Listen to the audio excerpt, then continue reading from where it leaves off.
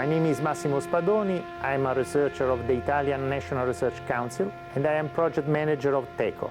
TECO is a new project co-funded by the European Union and the Italian National Research Council with the partnership of the National Environmental Engineering Institute of Nagpur, India, wants to give the opportunity to share experiences with the Indian partners in the field of technological eco-innovation applied to water and soil pollution. This important TECO project, coordinated by CNR, NIRI is the partner, and this project is aimed at a big program in the decontamination of soil and water. Is a topic of great relevance in India right now. We focus on India. India is a land full of challenges, and a land whose challenges are the challenges for the whole world. The impressive development rate of this country and the population pressure on environmental resources are certainly something which has to be handled with extreme care. I think that the TECO project is a good European project that will be able to keep in contact Italian and European researchers and Indian institutes. The collaboration with India is for me a fundamental aspect because I started to find some kind of funding to activate collaboration with India about 6-7 years ago, before to know Massimo and the TECO project. But it is very difficult to find for an Italian money to activate a bilateral project.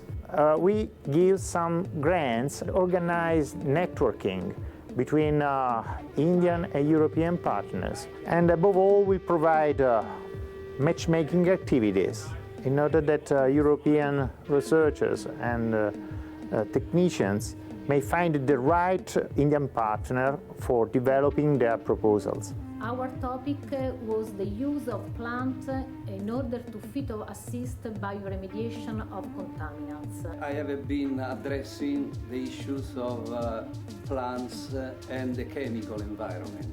How plants can eventually help the environment.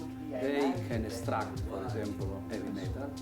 They can help microorganisms in their rhizosphere to degrade contaminants. They can restore the ecosystem, so they can supply the soil with organic matter. It was very interesting to visit their lab and their field where they use different plants to decontaminate soil and water. Plants will help the ecosystem to reconstitute. Villages uses water which are very clearly contaminated. Interactions between waters and pollutants are not always clear. Sometimes the study of these processes requires the usage of very sophisticated techniques. As an example of application, we studied the impact of the disposal of fly ash, which are the residuals of thermal power plants, and the fly ash are disposed in ponds, which characterized wide areas with impressive soil consumption.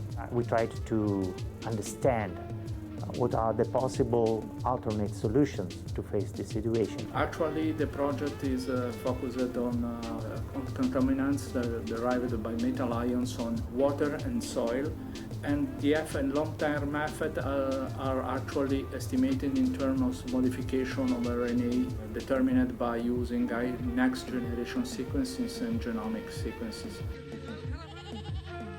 In India, the demand of water is increasing, but the per capita availability is decreasing quickly, and the water quality is also deteriorating. The overexploitation of groundwater resources due to mismanagement related to actual hydrogeologic and climatic conditions is also evident. The project has been conceived initially to respond to a European strategy for improving the research and innovation partnership with India.